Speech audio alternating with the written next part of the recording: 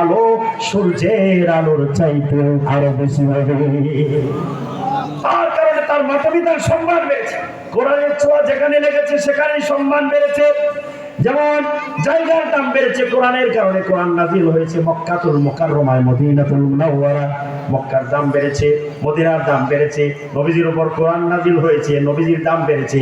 যেই ফেরেশতা কোরআন নিয়ে আসতেন, জিবরাইল আলাইহিস সালাম কোরআন নিয়ে আসতেন, সমস্ত ফেরেশতাদের সরদার। মক্কার মধ্যে কোরআন নাজিল হয়েছে, মক্কার দাম বেড়েছে।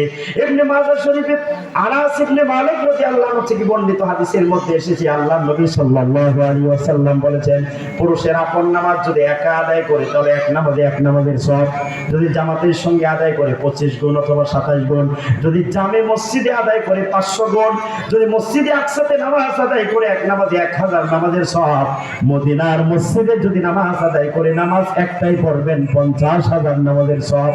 আর যদি কাবা ঘরের মধ্যে কেউ নামাজ আদায় করে নামাজ একটাই পড়বেন, এই নামাজটা বাড়ির মধ্যে এসে 1,00,000 বার পড়লেই যত নাকি, এই পরিমাণ নাকি তার আমলের মিটারে আল্লাহ উঠাইয়া দিবে। এত দাম বেড়েছে কেন? কোরআনের কারণে। কোরআন যেই রাত্রিতে নাযিল হয়েছে, রাত্রের নামটাই কদর। কদর মানে সম্মানিত। কদর মানে কি? সম্মানিত। যে মাসে নাযিল হয়েছে, রমজান মাস সামনে আসতেছে, একটা আমল করলে 70 গুণ সওয়াব বেশি। এরপরে নবীজির উপর নাযিল হয়েছে, নবীজির সম্মান বেশি। জিবরাইল ফেরেশতা নিয়ে আসতেন, সমস্ত ফেরেশতাদের সরদার। সুতরাং যে তার সিনার মধ্যে কোরআন অর্জন করবে, কোরআন প্রবেশ করাবে, তার সম্মান মর্যাদা কোরআনের কারণে বহুগুণ বেড়ে যাবে। আন মুআবিয়া রাদিয়াল্লাহু আনহু قال رسول الله صلى الله عليه وسلم من يريد الله به خيرا يفقهه في الدين। আল্লাহ নবী বলেন, আল্লাহ পাক যার কল্যাণ চান তাকে ইলম দান করেন, তাকে হাফেজ হওয়ার তৌফিক দেন, তাকে আলেম হওয়ার তৌফিক দেন। আল্লাহ যার কল্যাণ চান তাকে দ্বীন সম্পর্কে সঠিক জ্ঞান দান করেন। ওয়া ইন্নামা আনা কাসিমুন, নবীজি বলেন আমি হচ্ছি জ্ঞান বন্টনকারী। আল্লাহু ইউতি, আল্লাহ পাক তা দান করে। যারা কোরআন শিখে তারা সর্বোচ্চ শিক্ষিত, তারা সবচেয়ে উত্তম। হাদিস শরীফের সহিহ বুখারী সম্ভবত 5027 নম্বর হাদিসের মধ্যে এসেছে, প্রসিদ্ধ একটি হাদিস, খায়রুকুম মান তাআল্লামাল কুরআনা ওয়া আল্লামা। তোমাদের মধ্যে সবচেয়ে উত্তম হচ্ছে সেই ব্যক্তি যে কোরআন শিখে এবং তাকে শিক্ষা দেয়। তাহলে আর বাস্তবতা কোথায়? কয়েকদিনকে তো বাস্তবে সর্বোচ্চ শিক্ষিত মনে করা হয় না। কারণ কি? কারণ হচ্ছে আমরা দুনিয়ার মধ্যে অধিকাংশ ক্ষেত্রে উল্টা কাজ করি। যেমন দুনিয়ার দাম কম, আখিরাতের দাম বেশি। আমরা দুনিয়া নিয়ে ব্যস্ত, আখিরাতের খবর নিই না, উল্টা কাজ। আত্মার দাম বেশি, দেহের দাম কম। কিন্তু দেহের জন্য কত আয়োজন, মুখের মধ্যে ক্রিম লাগায়, মাথার মধ্যে তেল দেয়, এরপরে শরীরের মধ্যে কত কিছু, এরপরে গরুর গোশত, খাসির গোশত, পাঙ্গাসের পেড়ি, মাসকালের ডাই, কত শাকসবজি। এগুলো আত্মার খাবার না, আত্মা এগুলো খায় না, এগুলো সব দেহের খাবার। আত্মার খাদ্য এগুলো না। আত্মা তাহলে কি খায়? দেহ তৈরি হয়েছে মাটির উপাদান থেকে। এই জন্য দেহের খাদ্য আল্লাহ রাব্বুল আলামিন মাটি থেকে উৎপন্ন করে দিয়েছেন, মাটি থেকে সরবরাহ করে দিয়েছেন। আর আত্মা যেহেতু এসেছে রূহের জগৎ থেকে, তাই এর খাদ্য পৃথিবীর মধ্যে আল্লাহ রাব্বুল আলামিন তৈরি করা হয় নাই, খাদ্য পাঠানো হয়েছে লৌহে মাহফুজ থেকে। খাদ্যের নাম হচ্ছে তেলাওয়াতে কুরআন। তেলাওয়াতে কুরআন, কুরআনুল কারীম তেলাওয়াতে আত্মার সম্পৃক্তি হতো। তাহলে আত্মার কারণে দেহটা বাঁচে। আত্মা যদি না থাকে, সবই থাকে, কিন্তু তখন আর তাকে মানুষই বলা হয় না, বলা হয় অমুকের লাশ। লাশ কিন্তু বাংলা শব্দ না, লাশ হচ্ছে আরবি শব্দ। লা যোগ শাইকুন, লা মানে না, শাইকুন মানে কিছু, দুইটা মিলে লাশ মানে কিছুই না। লাশ মানে কিছুই না। আত্মাটা না থাকার কারণে কিছুই না, সবই আছে। তাহলে আমরা আত্মার মূল্য দেই না, যেটার মূল্য কম সেটার খোঁজ খবর নেই বেশি। মায়ের দাম বেশি, শাশুড়ির দাম কম। এই যে কি শুরু দেওয়া হয়েছে আল্লাহ, এই যে ঘোড়া কিরমি আসবা সব জমা হচ্ছে না। আসবো যত ঘোড়া কিরমি, ট্যাবলেট নিয়ে আসার দরকার আছে না।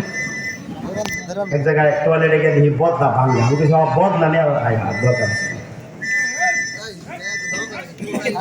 এটা বাসি বাজাতে বাজাতে মরে যায় নাকি আল্লাহ জানে। কেন ওয়াজ হইতেছে, এটা কোনো খবরই নেই। এক মসজিদে গেছিলাম নামাজ পড়তে, ছোট বাচ্চা তো, এটা কোনটা গান কোনটা গজল এটা তো আর বোঝে। কি বলে জামাতে নামাজ আদায় করলে তখন কি বাইরে কোনো আওয়াজ আসতে একবারে পুরা টনটনা শোনা যায় না, তার পিছনে এক বাচ্চা গানের মধ্যে টান দিছে আজও প্রতি রাত। আমরা তো জামাতে আছি, হ্যাঁ এটা প্রতি রাত না কোন রাত এটা তো হ্যাঁ জানে না, এরকম ঠিক না। বাচ্চারা তো সহজে মিথ্যা কথাও ওদের মন ছেলে বলবো। এক লোকের কাছে টাকা পাইবো, পরে ওই লোকে টাকা শুরু করছি, এবার বাচ্চারা শিখা দিছে জ্ঞাত আমি বাড়িত না, বাচ্চাকে কইছে আব্বা কইছে আব্বা বাড়িত না, ও তার বলছে না, নিজের কথা শিখাই দিতে ওটা আর বলে নাই। আল্লাহ আমাদেরকে বুঝদান করে, সবাই বলে আমি পদারা হাজিরে। তাহলে কোরআনের কারণে সম্মান বাড়ে, মর্যাদা বাড়ে। তো যে কথা বলতেছিলাম যে আল্লাহ পাক যার কল্যাণ চান, যার মঙ্গল চান, তাকে হাফিজ হওয়ার তৌফিক দান করেন, তাকে আলেম হওয়ার তৌফিক দান করেন, আলেমের বাপ বানায় দেন, হাফিজের বাপ বানায় দেন। এখন এইটার মর্যাদা সবচাইতে বেশি। মানুষ উল্টা বুঝে কেন? ওই যে অধিকাংশ ক্ষেত্রে আমরা উল্টা কাজ করি, কিন্তু যার মধ্যে দিনের বুঝ আছে সে জঙ্গিবাদী মনে করে না, সে উগ্রবাদী মনে করে না। আর আমাদেরকে যদি কেউ মৌলবাদী জঙ্গিবাদী বলে, সেও তো এটার মধ্যে অন্তর্ভুক্ত আছে। কারণ মৌলবাদী বললো আমাদেরকে, উগ্রবাদী আমাদেরকে বললো, তাহলে সেও যখন মারা যাবে তখন তো তারও জানাজার নামাজ হবে, যেরকম ঠিক কিনা? আর মানুষ জন্মের পরে ডান কানে আজান দেয়, বাম কানে কি দেয়? একামত দেয়। তাহলে আপনারও যদি দেওয়া থাকে তাহলে আপনার তো জঙ্গিবাদী, ঠিক না? জন্মের পরে কানে আজান কি তোমার দেয়নি, তুমি মৌলবাদী ছাড়া হওনি। আবার মরণের পরে জানাজা পড়াবে, তখন কোথায় পালিয়ে যাবে? বিদ্রোহী বিদ্রোহী বিপ্লবী মৌলবাদী, কেন জঙ্গিবাদী? একজনে বলেছিল আমি হিন্দু না মুসলমানও না। এই লোকটা যখন মারা গেছে তার জানাজা এমন ভাবে পড়ছে, মুসলমানও গেছে হিন্দু গেছে। পত্রিকার মধ্যে আরেকজনের দেখা ওই হিন্দুটা দিয়ে আসছে, কেন লেগে ওই হিন্দুটা যে আসছে এটার ব্যাখ্যা আছে। ব্যাখ্যা কি? হ্যাঁ যে কইছি আমি হিন্দু না মুসলমানও না। এখন মুসলমান যদি হয়ে থাকে এই জন্য মুসলমান গেছে, আর হিন্দু যদি হয়ে থাকে হিন্দুরা গেছে। এর জানাজা তো 35 বার হোক, তবে আমাদের জানাজা আমরা সাধারণ মানুষ মাত্র হয় কয়বার? একবার। আর যারা ভিআইপি এদের জানাজা 35 বার, আর আমরা ভিআইপি আমাদেরটাও একবার, ঠিক না? তাহলে আমাদের থেকে ওরা তো আরো বড় জঙ্গিবাদী। তাহলে কথা বললে একটু চিন্তা ভাবনা করে বলার দরকার, যেরকম ঠিক কিনা? দিনের বুঝ যদি না থাকে তাহলে জঙ্গিবাদীর চশমা লাগাইলে সব জঙ্গিবাদীর মতো মনে হয়। মানে এক লোকের চশমা কালা, একবার মসজিদ কালো, মাদ্রাসা কালো, ঘর কালো, সব কালো। চশমাটা করলেন এখন তো সাদা। আরেকজনের মাথা ঘোরায়, আসমান ঘোরায়, জমিন ঘোরায়, ঘর ঘোরায়, বাড়ি ঘোরায়, মানে মগরটার মাথা ঘোরায়। কি ঘোরায়? এরকম জঙ্গিবাদী ট্যাবলেট খাইছে, সবাই জঙ্গিবাদী। কিন্তু বাদশাহ হারুনুর রশিদ রহমতুল্লাহ আলাইহি বাদশাহ হওয়া সত্ত্বেও বাদশাহী চলমান অবস্থায় দৈনিক 100 রাকাত নফল নামাজে আদায় করতেন। সুবহানাল্লাহ। কি আগামী বছর মাহফিল করবেন? এই বছর যদি আমি না তাহলে করবেন কেমনে? আর জোরে করছি বাদশাহ অবস্থায় রিক্সা নামাজ পড়ে না। নামাজ পড়েন না কেন? রিক্সা চালাইতে চালাইতে পিছনে সামনে যাইতেছে গা, এত কষ্ট করে আল্লাহ দেখে না? তোর কষ্ট তো আরো বাড়বো, কারণ কষ্ট কার লেগে করছে কি? আল্লাহকে যদি সেজদা দিত, যেই কষ্ট করে এর 1000 ভাগের একবার যদি করতো, যে আমি যে সিটাং রোডের কাছে থাকি, এখান থেকে চট্টগ্রামের বাস যেগুলো যায়, গ্রিন লাইন, মানে বলবো স্কানিয়া, এগুলো যে যায় চট্টগ্রাম, এগুলো হেল্পার কি করে একবারে 7 ঘন্টা 8 ঘন্টা যদি আরো অন্য থানায় যায়, চট্টগ্রাম থেকে বাঁশখালী থানা আমি যাবো তো ওই যে 9 তারিখে এলে বাঁশখালীটা করতেছি। আমি তো মজা করে ওই যে বাঁশখালী থানা বাস দেখি নাই বলে ওই বন্ধু যে সারাটা রাস্তা দরজায় দাঁড়ায় আছে, এত কষ্ট। আর আপনি যদি সিট নাই উড়াইছি কেন? আপনি 2 মিনিট দাঁড়ায় আপনার শরীর গরম হয়ে গেছে, সিট নাইতে উড়াইছি কেন বাবা? এরে দেখছেন 8 ঘন্টা দাঁড়ায় থেকে। আমি চিন্তা করি 8 ঘন্টা না, যদি দৈনিক আল্লাহকে 1 ঘন্টা সময়টা দিত, তাহলে দুনিয়ার পাশাপাশি আখিরাতে অর্জন হয়ে যেত, যেরকম ঠিক কিনা? বাদশাহ হারুনুর রশিদ রহমতুল্লাহ বাদশাহ হয়ে অন্ধ এক মুহাদ্দিসকে নিজে হাত ধোয়া দিলেন। নিজে হাত ধোয়ানোর পরে, আমি বাদশাহ হওয়া সত্ত্বেও আপনার হাত ধোয়াইছি, কারণ কি জানেন? আপনি আলেম, আপনার মধ্যে এলেম আছে। এলেমের কারণে বাদশাহ হওয়া সত্ত্বেও নিজ হাতে আপনার হাত ধৌত করে দিয়েছে। এলেমের কারণে। কিসের কারণে? এলেমের কারণে। মুহতারাম হাজিরিন, এলেমের কারণে আল্লাহ সম্মান বাড়ায় দেন, মর্যাদা বাড়ায় দেন। মুসলিম শরীফের হাদিসের মধ্যে এসেছে عن أبي هريرة رضي الله عنه قال قال رسول الله صلى الله عليه وسلم হযরত আবু হুরায়রা রাদিয়াল্লাহু আনহু থেকে বর্ণিত তিনি বলেন রাসূলুল্লাহ সাল্লাল্লাহু আলাইহি ওয়াসাল্লাম ইরশাদ করেছেন ইদা মাতাল ইনসান মানুষ যখন মরে যায় তখন তার আমল বন্ধ হয়ে যায়। মানুষ মরে গেলে আমল বন্ধ হয়ে গেল। এক নাম্বার ব্যাখ্যা তার আমল করার আর কোনো ক্ষমতা নাই, সে মরে গেছে। দুই নাম্বার আমল করার শক্তিও যদি আল্লাহ দেন, কবরের মধ্যে আমল করার শক্তি যদি ফিরাইয়া দেন, তারপরে কোনো সওয়াব পাবে না। কারণ কি? কারণ হচ্ছে হাদিস শরীফের মধ্যে এসেছে দুনিয়া মাজরাতুল আখিরা, দুনিয়া হচ্ছে আখিরাতের ক্ষেত। সে এখন ক্ষেতের মধ্যে নাই, ক্ষেতের ভিতর থেকে চলে গেছে। আপনি যদি ক্ষেতের মধ্যে ফসলের বীজ দেন তাহলে ফসল হবে, কিন্তু মসজিদের ছাদের মধ্যে যদি ধান গাছ লাগান ধান হবে না। মসজিদের গম্বুজের মধ্যে যদি আলুর বীজ দেন আলু হবে না, কারণ এটা ক্ষেত না, ক্ষেতের মধ্যে দিলে হবে। সে এখন দুনিয়ার থেকে চলে গেছে, আমল বন্ধ হয়ে গেছে। কিন্তু তিনটা আমল এমন আছে ইল্লা মিন সালাসাতিন ইল্লা মিন সাদাকাতিন জারিয়াতিন, তিনটা আমল এমন আছে মৃত্যুর পরেও বন্ধ হয় না, মৃত্যুর পরেও চালু থাকে। কবরের মধ্যে সেই সওয়াব আল্লাহ পৌঁছায় দিতে থাকে। কবরের মধ্যে মৃত্যুর পরে ফ্লেক্সি হতে থাকে। আমরা তিনটা আমলের মধ্যে একটা হচ্ছে ইল্লা মিন সাদাকাতিন জারিয়াতিন, সদকায়ে জারিয়া। সদকায়ে জারিয়া জীবন ভরা শুনলাম, এটার অর্থ কি? সদকা অর্থ দান, জারিয়া মানে চালু, মানে যে আমলটা চালু থাকে অব্যাহত থাকে, এই আমল কবরের মধ্যে বসতে থাকে। যেমন মাদ্রাসা বানাইছিলেন আপনি তো 20 বছর পরে মারা গেছেন, কিন্তু এই মাদ্রাসা থেকে একজন হাফেজ হইলো, এই হাফেজ গিয়ে আরেক জায়গায় মাদ্রাসা বানাইলো। সেখান থেকে যদি মাত্র একজন হয় সে গিয়ে আরেক জায়গায় পড়াবে, সেখান থেকে যদি আরেকজন হয় সে গিয়ে আরেকজন মাদ্রাসা বানাবে। এভাবে কিয়ামত পর্যন্ত যদি জারি থাকে, চালু থাকে, আপনি কবরে শুয়ে থাকবেন, কিন্তু কবরের মধ্যে আমলের সওয়াব আল্লাহ পৌঁছাইতে থাকবে। মসজিদ বানাইছিলেন, একা বানাইতে পারছিলেন না, ইট দিয়েছিলেন, একটা সিমেন্টের বস্তা দিয়েছিলেন। অনন্তকালের সবের কাজে আপনিও সংযুক্ত হয়েছিলেন, আপনি সংযোগ স্থাপন করেছিলেন, মরে গেছেন, কবরে শুয়ে গেছেন, শুয়ে আছেন। আর আল্লাহ তাআলা আমলের সবগুলো পৌঁছায় দিতেছে। নামাজ পড়তেছে, সেজদা করতেছে, জিকির করতেছে, তাবলীগ জামাত আসতেছে, আমল হচ্ছে, সব হচ্ছে, কবরের মধ্যে বসতেছে। রাস্তা বানিয়েছিলেন, কালভার্ট তৈরি করেছিলেন, টিউবওয়েল স্থাপন করেছিলেন, জনকল্যাণমূলক কাজ করেছিলেন, এগুলো সবকে জারিয়া মৃত্যুর পরেও চালু থাকবে। হলো একটা। দুই নাম্বার হচ্ছে এমন আলেম বা জ্ঞান যার দ্বারা মানুষের কল্যাণ সাধিত হয়। একজন মরে গেছে কিন্তু বড় আলেম ছিল, তার লিখিত বই আছে, মানুষ পড়ে আমল করে, এরপরে তার ওয়াজ মানুষ শুনে আমল করে, তো সে মরে গেছে, কবরের মধ্যে সবগুলো আল্লাহ তাআলা পৌঁছায় দিবেন। তিন নাম্বার হচ্ছে ওয়ালাদিন সালিহিন, এমন সুসন্তান ইয়াদউ লাহু, মৃত্যুর পরে তার জন্য দোয়া করে সন্তানকে হাফেজ বানিয়ে। আলহামদুলিল্লাহ।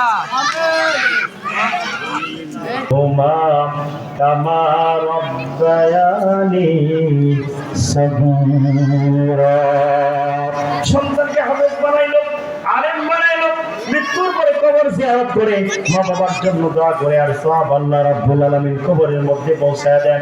কারণ আরেকজনের মাধ্যমে জানাজা পড়াইলে এত কান্না আসবে না, এত মহব্বত লাগবে না। নিজের সন্তান যদি বাবার লাশ সামনে নিয়ে জানাজায় দাঁড়ায়, বুক ফেটে কান্না আসবে।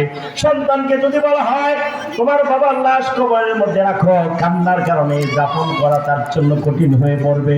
দোয়াটা করো যে কান্নার কারণে দোয়া করতে পারতেছি না, এমন আবেগ, এত মহব্বত কাজ করবে। যে মায়া আমায় ছোট্ট থেকে মায়ার জালে বন্দি রেখে করেছে পালন, হে প্রভু তুমিও তাকে তোমার ছায়া নিয়ে করিও লালন, তাকে করিও লালন। দেখি মা বাবার মহব্বত কার হৃদয়ের মধ্যে আছে। হাদিস শরীফের মধ্যে এসেছে, এক সাহাবী নবীর কাছে জিজ্ঞেস করলেন, ইয়া রাসূলুল্লাহ মাতা পিতার হক কি? নবীজি বললেন, হুমা জান্নাতুকা ওয়া নারুকা, তারাই তোমার জান্নাত অথবা তারাই তোমার জাহান্নাম। অর্থাৎ মা বাপকে যদি কেউ খুশি রাখতে পারে তাহলে সে আল্লাহর জান্নাতে যাবে। আর মা বাপ যদি কোনো সন্তানের আচরণে কষ্ট থাকে, মনের মধ্যে কষ্ট পায়, যদি অসন্তুষ্ট থাকে, তাহলে এবার জান্নাতে যেতে পারবে না, জাহান্নামে যেতে হবে।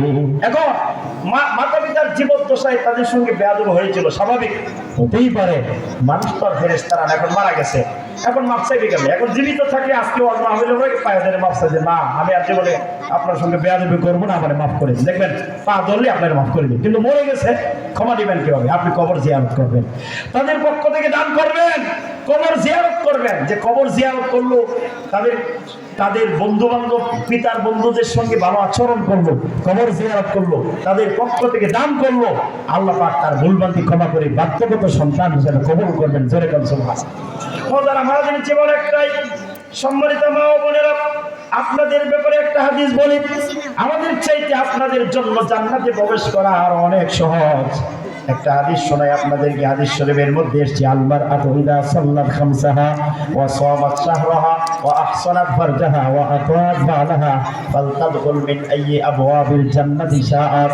আল্লাহ নবী বলেন, যে মহিলা, যে স্ত্রী লোক চারটি কাজ করবে, এক নাম্বার কাজ হচ্ছে 5 ওয়াক্ত নামাজ, 2 নাম্বার কাজ হচ্ছে রমজান মাসে রোজা রাখা, 3 নাম্বার কাজ হচ্ছে লজ্জাস্থানের হেফাজত, অর্থাৎ উত্তম রূপে পর্দা পালন করার মাধ্যমে লজ্জাস্থানকে হেফাজত করতে হবে 3, 4 নাম্বার স্বামীর কথা মেনে চলা, স্বামীর আনুগত্য করা।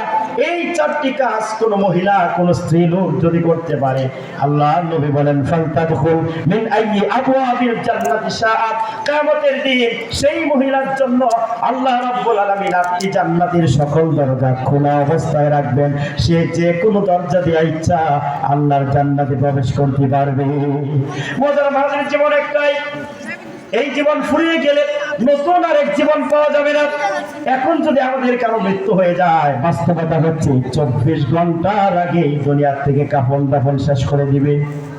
24 ঘন্টার আগে বাঁশ কাটা, কাফনের কাপড় কিনা, খবর খনন করা। বাস্তবে খবর নিয়ে দেখেন, মাঝে মধ্যে ব্যতিক্রম হতেই পারে, কিন্তু 1000-এর মধ্যে 2-1 জন ছাড়া সকলেরই 24 ঘন্টার আগে দুনিয়ার থেকে বিদায়। যে মানুষটা একটু আগে ছিল দুনিয়াবাসী, 24 ঘন্টার ব্যবধানে সে কবরবাসী হয়ে গেল। আপন ঘর আধার কবর ভুলে গেছো নাকি, তোমায় নিতে আনবে ওরা 4 পাওয়ালা পালকি। আপন ঘর আধার কবর ভুলে গেছো নাকি, তোমায় নিতে আনবে ওরা 4 পাওয়ালা পালকি। মানুষ কই যায় রে দুনিয়া ছাড়িয়া, মসজিদের পালকি আইনা দোলা দেয় সাজায়া তারে জনমের লাগিয়া। এই বাড়ির লাগিয়া কত করলাম মারামারি, মামলা মোকদ্দমা কইরা খোয়াইলার করি। আজকে তুমি যাবে চলে,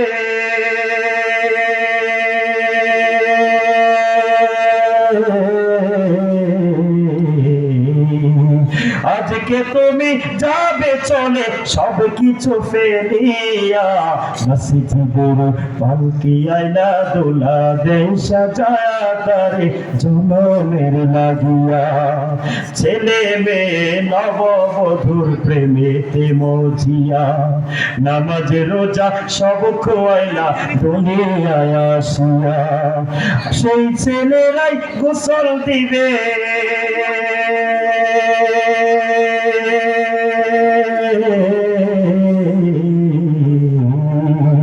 সেই ছেলেরাই গোসল দিবে মশারি টানায়া, মসজিদের পালকি আইনা দোলা দেয় সাজায়া তারে জনমের লাগিয়া।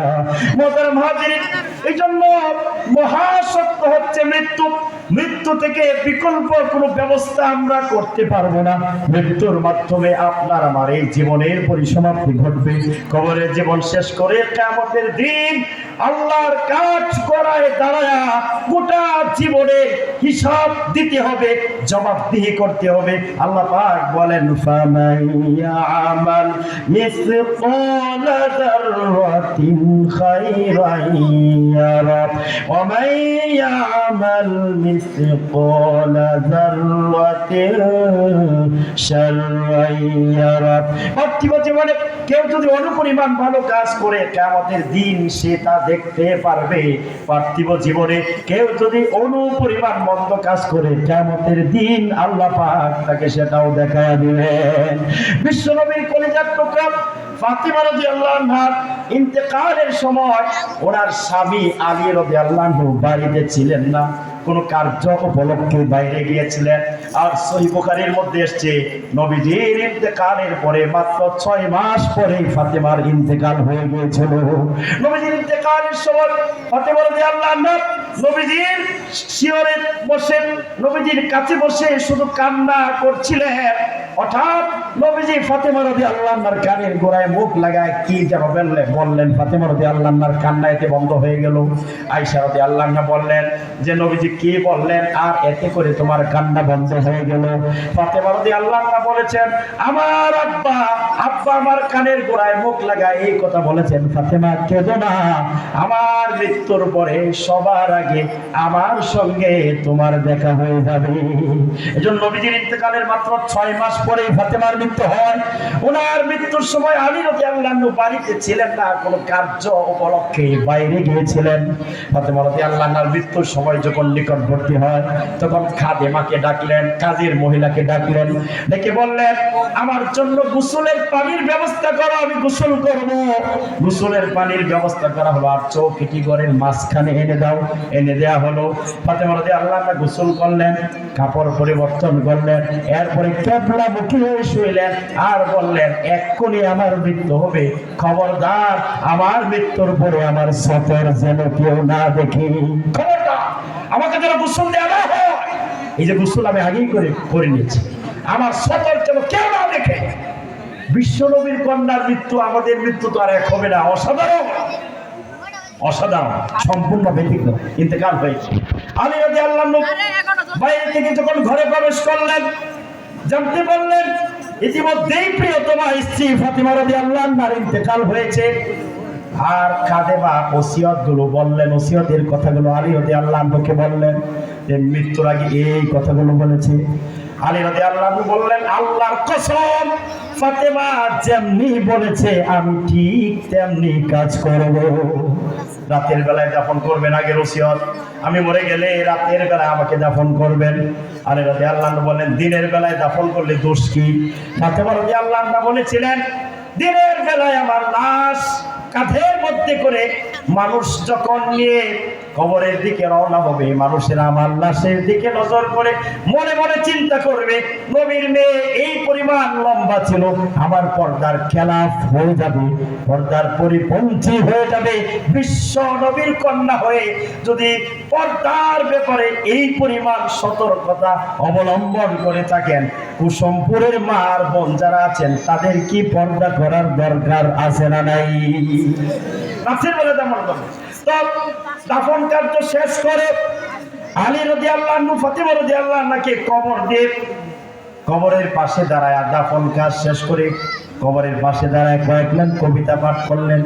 আলী রাদিয়াল্লাহু আনহু কবি ছিলেন, কবিতা বানাইতে পারতেন এবং আল্লাহর ভাগ ছিলেন, অনেক ইলমের অধিকারী ছিলেন। নবীজি বলেন আনা মাদিনাতুল ইলমি ওয়া আলিয়্যুম বাবুহা, আমি হচ্ছি ইলমের শহর, সেই শহরের দরজা হচ্ছে আলী। বিশ্বনবীর জামাতা ছিলেন, এত সব কিছু সত্ত্বেও নিজের কাজ নিজেই করতেন। এবার দাফন কাজ শেষ করে কবরের মধ্যে শুয়ে দিয়ে, কবরের মধ্যে মাটি পাথর বিছিয়ে দিয়ে কবরের পাশে দাঁড়ায় আলী রাদিয়াল্লাহু আনহু কয়েক লাইন কবিতা পাঠ করলেন, যার অর্থ হচ্ছে হে ফাতেমা, হে ফাতেমা। এভাবে কয়েকবার চিৎকার দিয়ে দিয়ে ডাকলেন। কিন্তু মরে গেলে মানুষ কি আর জবাব দিতে পারবে নাকি? জবাব যখন আসে না, মনটা বিষণ্ণ হয়ে গেছে। আলী রাদিয়াল্লাহু আনহু আফসোসের সঙ্গে বলতে লাগলো ফাতেমার কি হলো? আমি যদি এই ফাতেমাকে, আমার ফাতেমাকে জীবিত অবস্থায় আস্তে করে ডাক দিতাম, পরিমরি করে দৌড়ে আমার কাছে ছুটে আসতো। আজকে ফাতেমার কি হলো? ডাকের পর ডাকছি, কিন্তু আমার ডাকের কেন সাড়া আসছে না? হে প্রিয়া, এতদিনের সব ভালোবাসা কি কবরের মধ্যে যেই ভুলে গেছ? আজকে আমি বুঝতে পেরেছি এই দুনিয়ার মধ্যে কারো বন্ধুত্ব স্থায়ী হতে পারে না। একদিন বিচ্ছেদের দেয়াল সাথীকে সাথী থেকে আড়াল করে দেয়।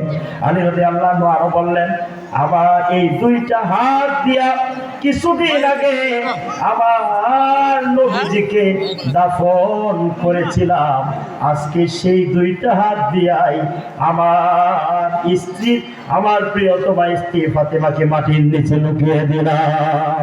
অচিরেই এমন একটা রাত আমার জীবন আঙিনা এসে উপস্থিত হবে, যেদিন মানুষেরা আমি আলীর লাশ কাঁধের মধ্যে বহন করে কবরের দিকে নিয়ে রওনা হবে। সেই দিন মানুষেরা আমার জন্য কাঁদবে, কিন্তু সেই অশ্রু বিসর্জনকারীদের কান্নায় আমার কি উপকার হবে? জীবন তো একটা, সুতরাং হায়াতের সময়টা দামি। আল্লাহ বিবেক দিয়েছেন, জ্ঞান দিয়েছেন, বাকশক্তি দিয়েছেন, শ্রবণ শক্তি দিয়েছেন, দৃষ্টি শক্তি দিয়েছেন, দেহের মধ্যে আল্লাহ যে নিয়ামত দিয়েছে, এটা শুকরিয়া আদায় করে তো আমরা শেষ করতে পারবো না। এই জন্য আসুন, আমরা যদি সময় সুযোগ পাই, আমাদের যদি সুযোগ হয়, আমাদের সাধ্য মতো সামর্থ্য অনুযায়ী স্বতঃস্ফূর্তভাবে কোনো ছোট্ট আমলকে অবহেলা না করে অংশগ্রহণ করার চেষ্টা করি। আজকের এই মাহফিলটা হয়েছে মাদ্রাসা কেন্দ্রিক, কুসুমপুর আজিজিয়া বাচ্চারুল মাদ্রাসা। আপনারা দেখেছেন 12 জন ছাত্র হাফেজ হয়েছে, পাগড়ি দেওয়া হয়েছে, আমি পাগড়ি দিয়েছি। আপনারা দেখেছেন, আলহামদুলিল্লাহ করবেন না? যে 12 জন ছেলে এই মাদ্রাসা থেকে হাফেজ করবে, এই যে সৎকায় জারি, আগেও বলছে সৎকায় জারি। এই জন্য যাদের মা বাপ দুনিয়া থেকে চলে গেছে, সৎকায় জারিয়ার জন্য সংযোগ স্থাপন করার উদ্দেশ্যে মাতা পিতার মহব্বতে তাদের পক্ষ থেকে আল্লাহর এমন কোন বান্দা আছেন যে মাদ্রাসার মধ্যে প্রতি মাসে 1 বস্তা চাউল দেবেন, এমন কি আছেন? তাড়াতাড়ি বলেন ইনশাআল্লাহ। সৎকায় জারি হিসাবে কবরের মধ্যে আল্লাহ তাআলা সব পৌঁছাবেন, এটা থাকবে। হ্যাঁ, এই ফসল থাকবে, মৃত্যুর পরেও চালু থাকবে, এই সওয়াব অব্যাহত থাকবে। এরপরে এই ডাল, তেল এগুলো লাগে, যারা দিবেন ইনশাআল্লাহ স্বতঃস্ফূর্তভাবে বলি ইনশাআল্লাহ। আর মা বোনদের প্যান্ডেলের মধ্যে আপনারা যারা আছেন, আপনারা দানের ক্ষেত্রে পুরুষের চাইতে কিন্তু কম না, আপনারা বেশি অগ্রগামী। আপনারাও যারা অংশগ্রহণ করতে চান, আপনাদের টাকা নাম বলে পাঠায় দেবেন ইনশাআল্লাহ মাহফিলের মধ্যে। আমি এখন দোয়া করবো ইনশাআল্লাহ, যারা দিবে আমি দোয়া করে দেবো। হাদিস শরীফের মধ্যে এসেছে, আস-সাদাকাতু তারুদ্দুল বালা, দান সদকা মুসিবতকে দূর করে। দান সদকার মাধ্যমে আল্লাহ মুসিবত দূর করে দেন। ওয়াতাজিদু ফিল উমরি, এবং হায়াতের মধ্যে আল্লাহ বরকত দান করেন। আরেক হাদিসের মধ্যে এসেছে, দানশীল ব্যক্তি আল্লাহর নিকটে, জান্নাতের নিকটে, মানুষের নিকটে, জাহান্নাম থেকে দূরে। আর কৃপণ ব্যক্তি আল্লাহ থেকে দূরে, জান্নাত থেকে দূরে, মানুষ থেকে দূরে, জাহান্নামের নিকটে। আরেক হাদিসের মধ্যে আসছে, লা ইয়াদখুলুল জান্নাত খাব্বু ওয়ালা বাখিলু ওয়ালা মান্না, যে ধোঁকাবাজ জান্নাত যাবে না। এরপরে কৃপণ জান্নাতে যাবে না, কৃপণ, বখিল 3 নাম্বার, যে দান করে খুঁটা দেয়। তো আমরা দানের মাধ্যমে ইনশাআল্লাহ আজকের মাহফিলে প্রমাণ করবো যে আমরা কেউ বখিল নই, কৃপণ নই। আমরা আমাদের সামর্থ্য অনুযায়ী বলবো। আমি কাউকে টার্গেট করে বলবো না যে আপনি এত হাজার দেন, আপনাদেরকে আমি চিনিও না। আজকেই জীবনের প্রথম আপনাদেরকে নিয়ে ওয়াজ করা, মজার মাহাজির। এই জন্য এমন কি আছে যে এই প্রতিষ্ঠানে প্রতি মাসে 1 বস্তা চাউল দিবেন, প্রথম উদ্বোধন করেন ইনশাআল্লাহ। এমন আল্লাহর কোন বান্দা আছেন, কোন মর্দি মুজাহিদ আছেন, কোন বীর পুরুষ, সিংহ পুরুষ আছেন, বলেন না ইনশাআল্লাহ। কোন যুবক ভাই আছেন, প্রতি মাসে 1 বস্তা চাউল দিবেন ইনশাআল্লাহ। যে এই সওয়াব অব্যাহত থাকবে ইনশাআল্লাহ, বলি না ইনশাআল্লাহ? বলি। আমি শেষ পর্যায়ে চলে এসে ইনশাআল্লাহ, কর্তৃপক্ষ আবদার করেছেন মাদ্রাসার জন্য কিছু কালেকশন করে, এরপরে আপনাদেরকে নিয়ে আমি মোনাজাত করব। আল্লাহ তাআলা যদি তৌফিক দান করেন। 11টা 18 বেজে গেছে, বলেন ইনশাআল্লাহ কি আছে?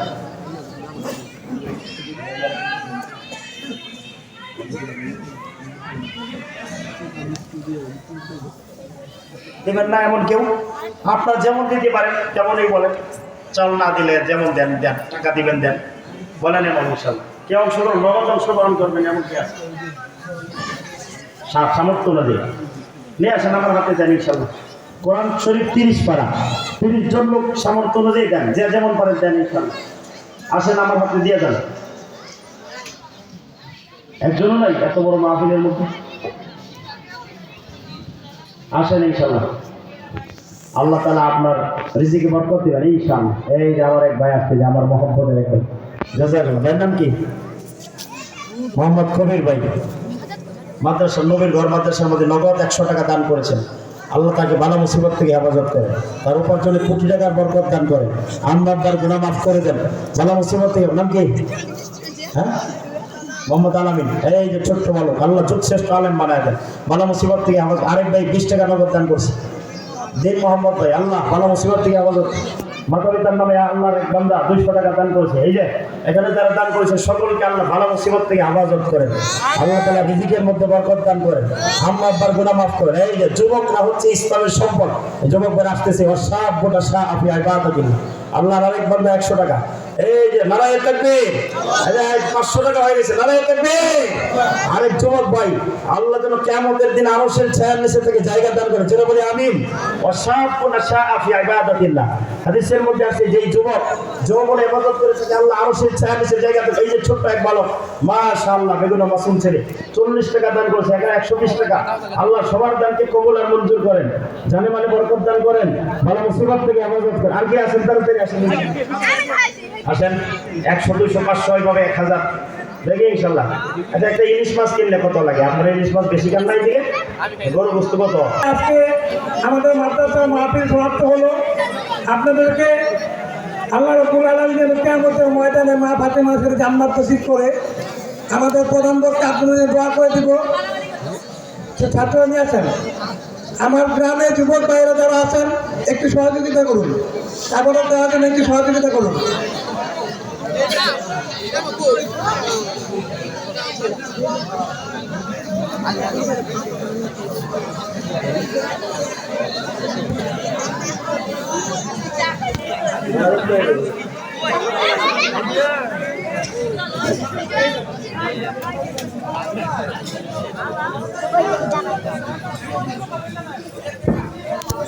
সম্মানিত হাজিরিন, আগামী 9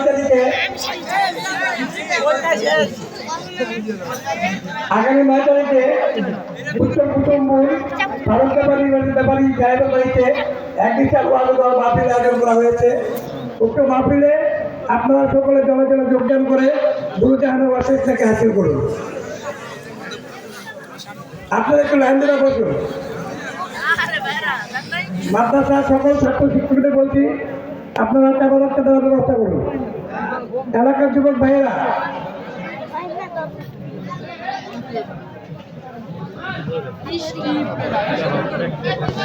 মোবাইল দেখেন না।